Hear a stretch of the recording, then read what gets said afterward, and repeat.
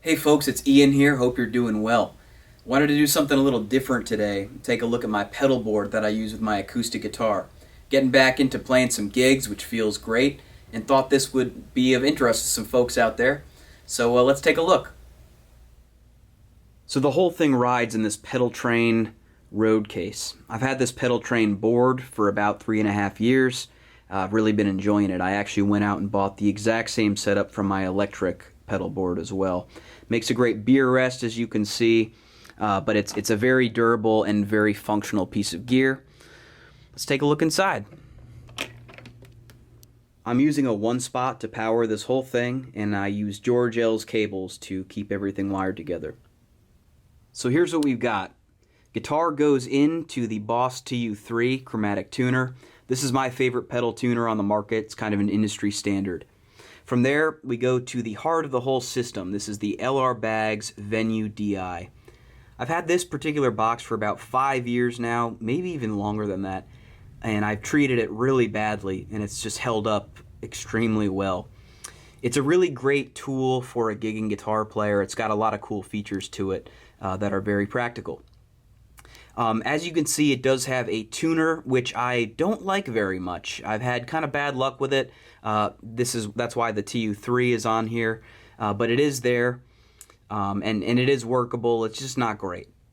It's got a pretty detailed amount of EQ, so you can really kind of fine-tune depending on the guitar you're playing, or the pickup you're using, or the room that you're playing.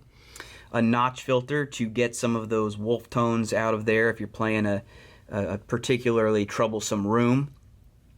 You have a boost switch. The clean boost is great. It's adjustable.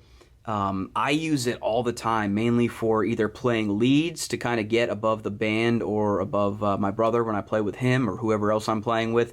I also use it when I'm finger picking because it's a lot quieter dynamically than flat picking or strumming, so it's nice to be able to kick on the boost and kind of boost your signal up to a more usable level for the front of house.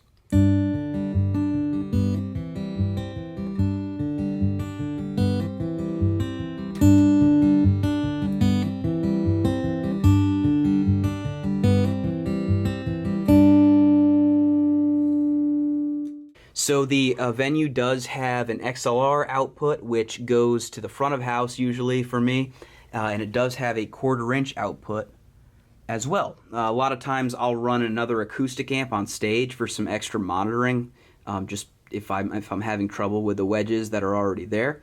And so that's a kind of a nice feature where it allows me to go out of the XLR, and it allows me to go into another device or an amplifier on stage.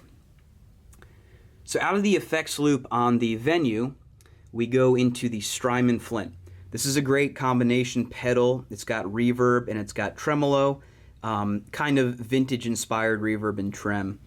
Man, I love this pedal. This is probably one of my favorite all-time guitar effects pedals of any type. I pretty much run the reverb on it all the time because I think it just adds a nice texture to acoustic guitar.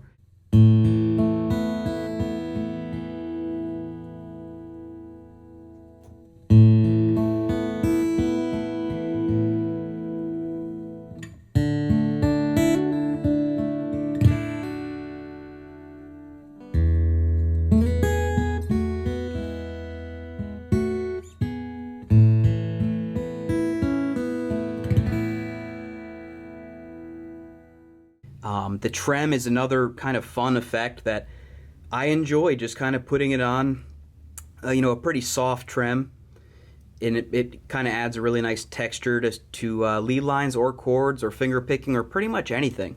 Just kind of fun to play around with.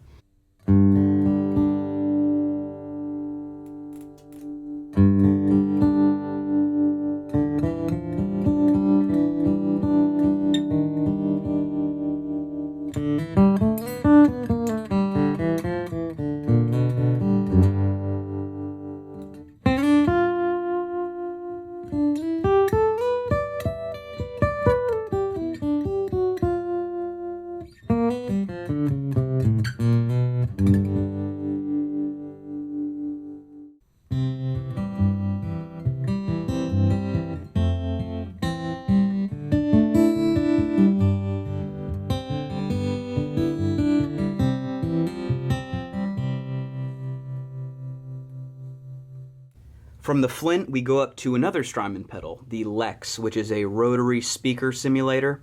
This is my newest pedal.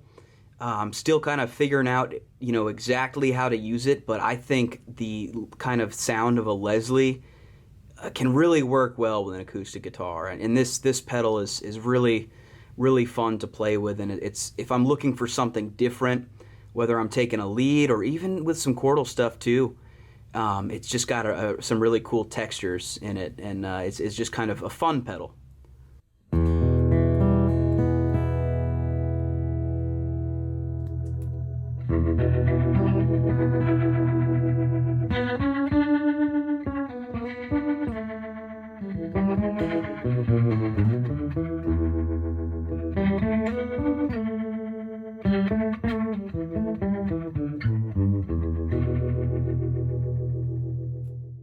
From the Strymon Lex, we go over to the Way Huge Aquapus, which is a delay pedal, an analog delay pedal. I have it set basically for a small amount of slapback. You can't really go wrong with slapback delay, and I don't see a lot of people using it on acoustic guitar, but I happen to really like it. I think it can add a little extra to some kind of like blues finger picking stuff, or some lead lines.